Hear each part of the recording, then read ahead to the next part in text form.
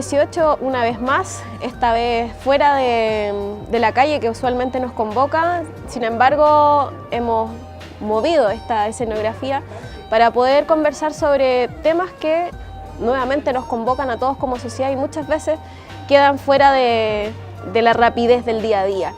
Hoy día queremos conversar asuntos más bien ligados a la construcción de género y a la diversidad de géneros que hoy día se plantean en nuestra sociedad con María Nieves Rico, que es directora de los asuntos de género de la CEPAL. Bienvenida María Nieves a este espacio universitario donde pretendemos plantear también esta discusión y dar a conocer un poco más, ampliar las miradas respecto del género. Bueno, muchísimas gracias Javiera por la invitación y por darme la oportunidad de conversar contigo esta mañana un rato. María Nieves, el género para nosotras, casualmente, también primera vez para Calle 18, dos mujeres sentadas en este espacio, suele ser algo que se ha desplazado y se nos ha dejado justamente a las mujeres a cargo. Cuando hablamos de género, ¿de qué estamos hablando y por qué se nos suele cargar a nosotras esa responsabilidad? Bueno, a ver, justamente por cómo se construye. Lo importante es decir que género no es sinónimo de mujer. ¿Ya? Cuando nosotros hablamos de relaciones de género, de igualdad de género, estamos hablando de los vínculos, las relaciones y la situación y condición de varones y de mujeres. Pero evidentemente, como son relaciones de poder, en general no solo pasa solamente en el caso de las relaciones entre varones y mujeres, sino entre otro tipo de relaciones al interior de la sociedad. Y son las mujeres las que iniciaron los denominados estudios de género, las que a través de sus organizaciones, de movimientos feministas, de organizaciones de la sociedad civil en general, inclusive de organizaciones de base, empezaron a cuestionar el orden de género vigente, o sea, la discriminación que afecta a las mujeres, a tratar de luchar por sus derechos, por el ejercicio de su autonomía, y por lo tanto hay mucha gente que se confunde, tanto desde el punto de vista conceptual como desde el punto de vista en la charla cotidiana, de que género es sinónimo de mujer. No, pero sí yo podría decir, y eso hay que reivindicarlo, que las luchas de género sí han sido hasta el momento luchas principalmente de mujeres. Ojalá haya también cada vez más varones que crean que todos nos merecemos relaciones más democráticas, que todos nos merecemos igualdad, que todos nos merecemos una sociedad mejor y por lo tanto se empiece a desplazar esta concepción de que solo las mujeres se preocupan de las mujeres. Y efectivamente ahí tú mencionaste una delgada línea, ¿no es cierto?, que diferencia esto de género o mujer, ¿cierto? Y efectivamente han existido cuestionamientos en el último tiempo a las relaciones patriarcales, cómo se establecen y que eso efectivamente somete a través de relaciones de poder a hombres y mujeres transversalmente. En ese entendimiento, ¿Latinoamérica en qué se encuentra? Bueno, a ver, si uno entiende que las relaciones entre varones y mujeres, la igualdad, la desigualdad, la discriminación, cruza todos los ámbitos de la vida, absolutamente todos, los económicos, los políticos, los sociales, los medioambientales, los culturales. Esa es una pregunta enorme, Javiera, es una pregunta que uno tendría que responder múltiples, pero podríamos decir que por una parte hay cada vez mayor conciencia de la necesidad de enfrentar el desafío de la desigualdad. Creo que la región, los gobiernos, la sociedad civil, las organizaciones de mujeres han ido acumulando una experiencia de conciencia y de lucha y de que ¿cómo se consigue esto? Bueno, uno de los mecanismos es las políticas públicas. Y entonces en la región, en América Latina, uno puede encontrar esfuerzos importantes de políticas públicas que buscan, por una parte, el reconocimiento de las mujeres como ciudadanas, por el otro parte, eliminar la discriminación de género, o sea, aquella discriminación que afecta a las mujeres por el solo hecho de ser mujeres, y por el otro lado, contribuir a la garantía de derechos, a la autonomía y a la igualdad. Ahora, estas políticas públicas a veces son más exitosas, a veces son menos, y yo diría que si no estuvieran acompañadas por la decisión de las propias mujeres de tener un protagonismo en la sociedad, de luchar por sus derechos, de ejercer su ciudadanía de manera activa, tampoco tendrían resultado. Entonces, tenemos una tradición patriarcal, machista, cultural, que está al mismo tiempo, vive con estos nuevos aires ya de ciudadanía y de derechos, con políticas públicas a veces de gran avanzada y otras que son políticas sesgadas, que piensan que el trabajador ideal es hombre, que tiene una mujer en la casa que le soluciona todos los problemas, ¿no? O sea, entonces creo que tenemos una mirada muy diversa, pero hacia avanzando. Por lo menos quiero creer que así estamos. Y ahí muchas veces, y estoy apelando, ¿no es cierto?, a los clichés que se plantean muchas veces en las calles, en las discusiones más cotidianas en muchos sectores, se entiende de que porque existan más mujeres en lugares de asignaciones de poder y de responsabilidad, significa que hay más igualdad, más equidad de género. Sin embargo, muchas veces no existe un traspaso, como tú decías, de modificar los patrones conductuales o entender o buscar relaciones más solidarias, más fraternas, y no solamente quedarse en un traspaso binario, ¿no es cierto?, masculino-femenino. A ver, yo creo que son dos cosas distintas, no son absolutamente, no están... no se pueden equiparar totalmente, pero sí están muy vinculadas. Nuestras sociedades están conformadas por varones y mujeres desde el punto de vista del sexo biológico. De hecho, desde el punto de vista demográfico hay más mujeres que varones en casi todos los países de la región, la diferencia es muy poquita, pero quiero decir, y por lo tanto, desde la perspectiva que como miramos el mundo hoy, uno podría pensar de que es absolutamente lógico, legítimo, y tendría que ser natural que en todos los espacios hubiera una representación de los seres humanos en su expresión de su sexo biológico. O sea, que haya igual proporción de varones o mujeres, pareciera que tendría que ser lo natural. Tal es así que lo antinatural es lo que hemos vivido en nuestra experiencia cotidiana, que es que haya más hombres en un panel de discusión, en la toma de decisiones, económicas, en las empresas, en los directorios de las grandes empresas y por supuesto en el poder político. Creo que eso es lo antinatural.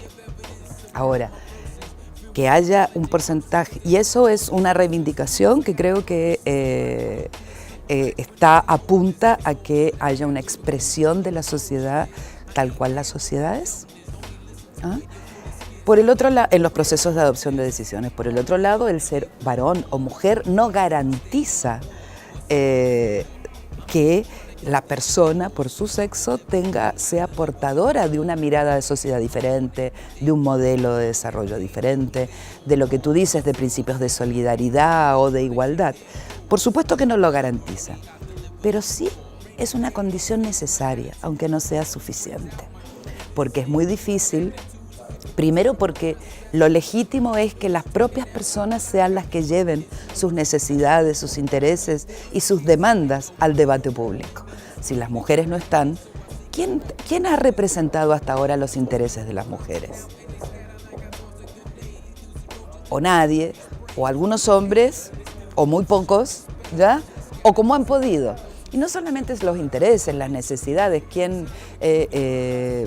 por decirte, los propios sindicatos o el propio Ministerio de Trabajo de Chile y de América Latina, hasta hace muy poco tiempo. Todo el mundo se preocupaba por los trabajadores y nadie se preocupaba por las trabajadoras domésticas, que el 80% de las trabajadoras domésticas son mujeres y que tienen jornadas laborales de 15 horas en algunos países y que no tienen protección social y que no tienen fuero maternal y que no tienen seguridad social y que no tienen salud y que no tienen vacaciones, etc. Bueno, con esto es que es un ejemplo nada más, pero hay múltiples otros ejemplos que si bien no es suficiente que haya mujeres para que los temas, las preocupaciones, las demandas de igualdad de las mujeres estén en el debate, sí es necesario. Pero por ahí me estoy dibujando algunos referentes femeninos, ¿no es cierto?, en la toma de decisiones, dentro de las políticas públicas a nivel nacional, sobre todo Chile, ¿no es cierto?, el último tiempo, y también tuvo un impulso fuerte en la región por esto de tener la primera presidenta mujer. Claro, por supuesto. Un efecto de demostración muy grande. Sin embargo, hay una distancia importante, pareciera, y también se ha podido revisar, así en la prensa al menos, que hay una distancia muy tremenda de lo que tú mencionas de la representatividad, ¿no es cierto?, de estos sectores que somos mayoría. Pese a existir representantes mujeres o que deberían representar este sector. Y hay una masculinización, ¿no es cierto?, y masculinización en términos más negativos que hemos visto hasta ahora, de estas representantes mujeres. ¿Cuál es la distancia ahí que permite que estas políticas públicas sigan cimentándose y sigan también dando pie para que las representantes mujeres sean electas bajo también este mismo patrón? Va por ahí. Claro, a ver, yo no quisiera hablar como de casos particulares, claro, ¿no? Pero sí creo que hay hay un tema que es la experiencia del poder. Y la experiencia del poder no necesariamente siempre tiene sexo, ¿no? Porque tiene que ver con otros, tiene que ver con las relaciones, tiene que ver con la capacidad de negociación, con los pactos, con las alianzas, etcétera. Y que tienen determinado tipo de normas, de reglas, de institucionalidad formal o informal detrás de ese ejercicio del poder. Entonces, evidentemente, hay mujeres que al llegar a puestos de poder tienen más facilidad de asimilarse a las formas tradicionales, que son patriarcales también, de esas normas y esas reglas de cómo regular. Hay otras mujeres que tienen mayores resistencia, que suelen ser también las que reciben más críticas. No le da el ancho, se puso triste, o mira lo que tiene puesto, ¿no? O sea, se preocupan por su ropa o por su vestido. El otro día leí, Javiera, en un diario, que un primer ministro, o el primer ministro de Canadá, pero durante 1 año y medio había usado el mismo traje, azul marino, para cada vez que él estaba en público. Pero por supuesto se cambiaba la camisa y la corbata. Y él lo hizo como una especie de ejercicio, porque en ese 1 año y medio, en absolutamente ningún diario, ningún medio de comunicación, ninguna red social, de ningún tipo, inclusive como la de ustedes, por ejemplo, apareció ninguna referencia a que él llevaba 1 año y medio utilizando el mismo traje para salir en público. Eso jamás le pasaría a una mujer. Entonces, jamás porque, ¿no? Entonces, el tema es de que, ya digo, que sea mujer no garantiza ni posiciones progresistas. O sea, sabemos que hay mujeres de derecha, hay mujeres conservadoras, ¿no? Porque las mujeres y los hombres todos formamos parte de la sociedad. No asegura formas de ejercicio del poder más democráticas, más igualitarias, más participativas, más transversales. Pero creo que hay muy buenos ejemplos de que sí, hay muy buenos ejemplos de que el tema es que hay que poder, hay que dar espacio, y por eso te hice la pregunta en relación a la masculinización, porque muchas veces cuando las mujeres ejercemos algún tipo de poder, inmediatamente se nos acusa o indica, por decirlo de alguna manera, como que hemos perdido feminidad. Y eso es porque es una concepción patriarcal de la feminidad. O sea, en la identidad de la feminidad no pasa por el poder. Y yo creo que no. Hay un espacio, ¿cierto? Por supuesto. Y en esto también de tomar posición como mujeres, ¿no es cierto? Hoy día también hay un espacio que se está discutiendo y que lleva tiempo ya, ¿no es cierto? Que tiene que ver con los espacios de toma de decisiones, responsabilidades dentro de las universidades, mujeres líderes dentro de los espacios de educación.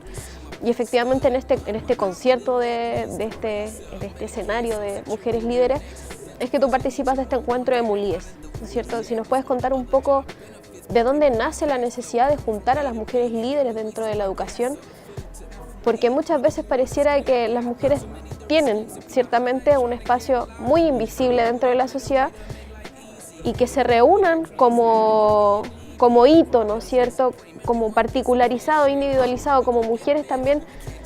Cabe la pregunta, ¿y por qué solamente mujeres y líderes? ¿No es cierto? Deberíamos apelar a la transversalidad.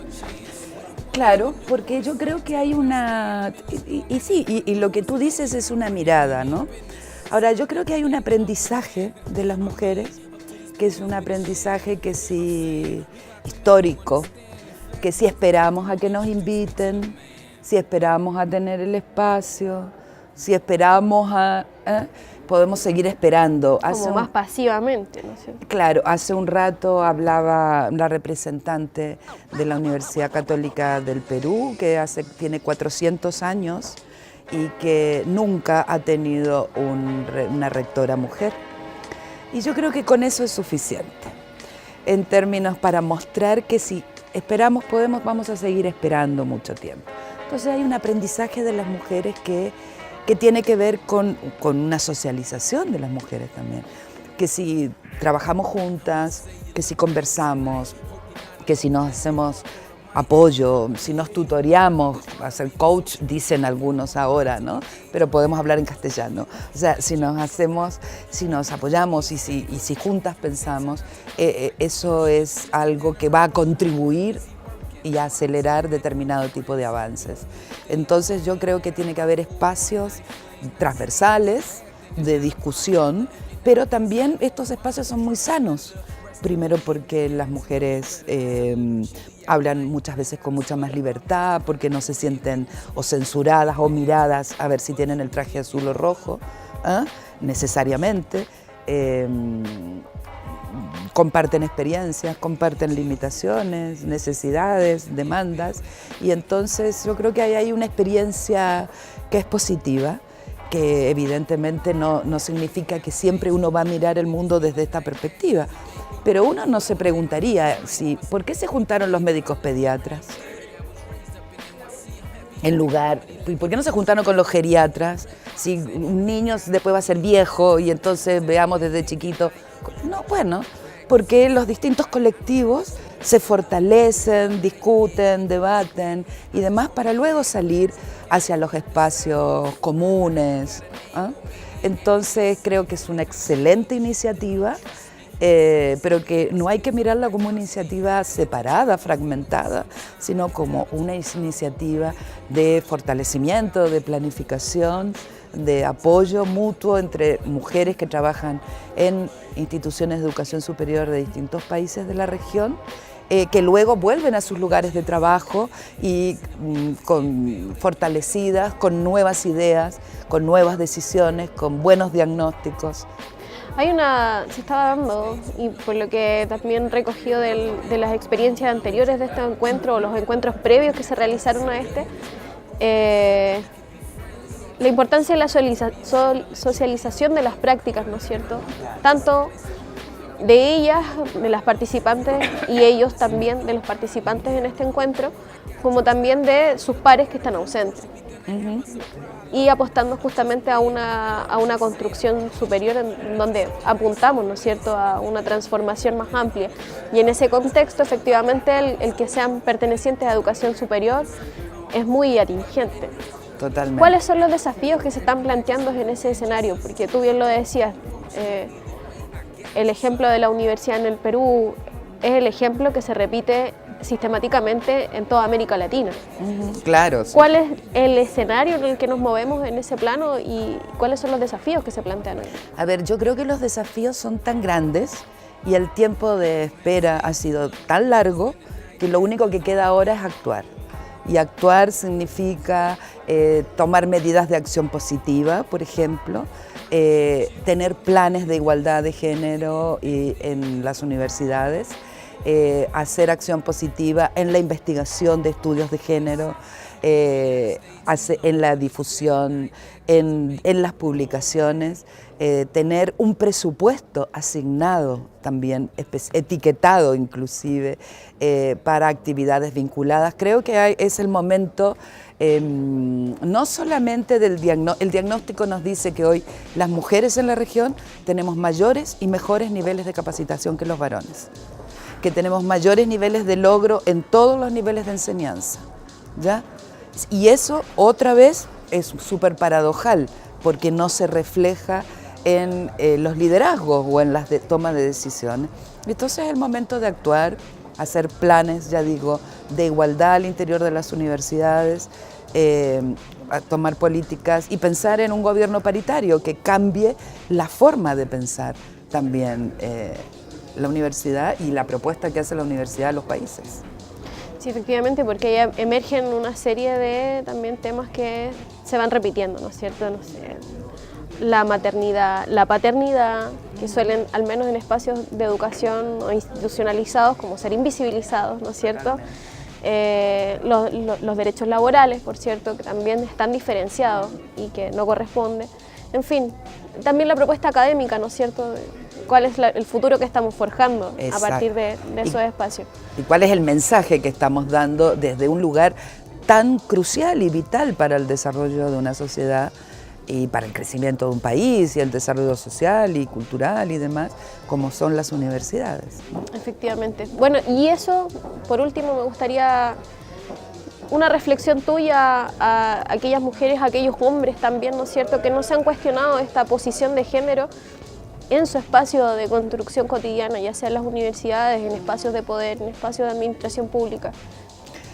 Yo lo único que puedo decir de tener la convicción personal y también la convicción vinculada con el trabajo que yo desarrollo, que fue un poco lo que, como terminé mi presentación hace un rato, que más mujeres, mejores universidades, que más estudios de género, mejores universidades, y que no solamente mejores universidades, sino mejores sociedades.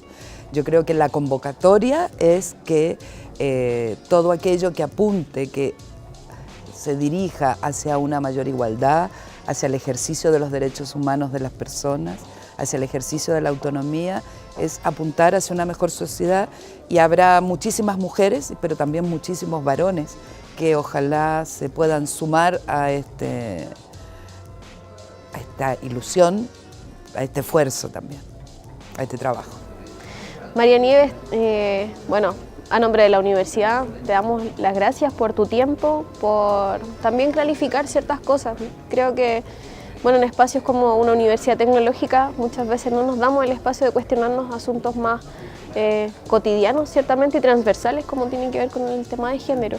Así que muy agradecida, muchas gracias, y bueno, este espacio abierto para otra oportunidad. Bueno, muchísimas gracias a ti, Javiera, gracias a la universidad, y nada, y espero que la universidad se sume a estos esfuerzos de apostar por un mundo más igualitario.